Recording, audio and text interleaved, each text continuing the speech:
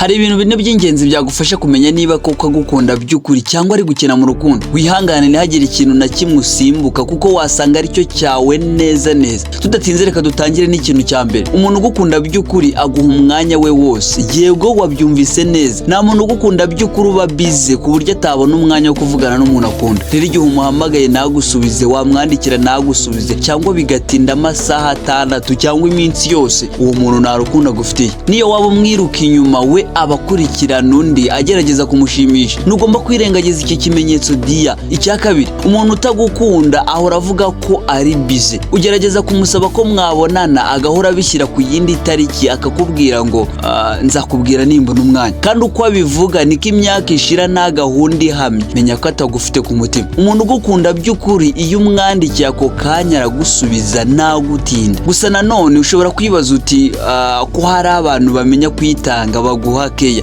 ariko bakabikora bagamije kukurya amafaranga cyangwa gushaka wo sex gusa. None se wamenya ute ko agukunda by'ukuri? Igisubizo ni kimwe nta kindi. Gerageza kumwambura icyo ngicyo utekereza ko kimukurura. Niba wumva ko ari amafaranga yawe ashaka, kora nkaho ubayeho mu bukene. Irinde kumuha ibintu. Reba niba kigukunda cyangwa niba ahise atangira kugufuhira, kukuvuga nabi, kukwita umunebwe, umunyagitugu ndetse n'ibindi. Azakwereka ko atagishaka wowe, ahubwo yashakaga ibyo ufite. Arashaka kugenda. Ariko umuntu ugukunda by'ukuri aguma iruhande rwawe, akumva ko inzira y'ubuzima muzayinyuranamo hamwe. Umuntu ugukunda ahora ashaka kuba hafi yawe. Nta mwanya ashobora kuba bize cyane ku buryo atakuvugisha, kukwandikira, kukwitaho. Azanakubwira ko utamwitaho bihagije nubwo waba uri gukora uko ushoboye kose ngo umushimishe. Kuko iyo umuntu agukunda akenera kukubona, kukumva, kumenya ko muri kumwe mu bitekerezo. Icy'ingenzi ukwiye kumenya, nta muntu uba bize kuwakunda. Ikindi kimenyetso cy'umuntu ugukunda by'ukuri ni uko ataguhisha. Sinzi niba bisobanukiwe neza. Iyo tuvuga guhisha ntituvuga ubuzima bwite, ahubwo tuvuga ibanga rikabije. Umuntu ugukunda nakugira ibanga kuko aba agukunda kandi yishimye kukugira. Ese urabizi ko hari itandukaniro rikomeye hagati y'ibanga n'ubuzima bwite? Ibanga ni igihe nta muntu n'umwe uzi iby'urukundo rwanyu uretse wowe n'Imana. Rimwe na rimwe n'Imana ibitabizi. Ubu bwoko bw'urukundo butuma habaho ubusambanyi, uburiganya cyangwa ubwicanyi bw'amarangamutima kuko nta muntu n'umwe ubizi. Ubuzima bwite ni igihe inshuti ze za hafi n'umuryango we bazi ko muri mu rukundo. Ibi bituma gufata nk'umuntu w'agaciro, akirinda gukora ibintu bitakubahisha imbere yabo. Iyo umuntu ahora akubwira ngo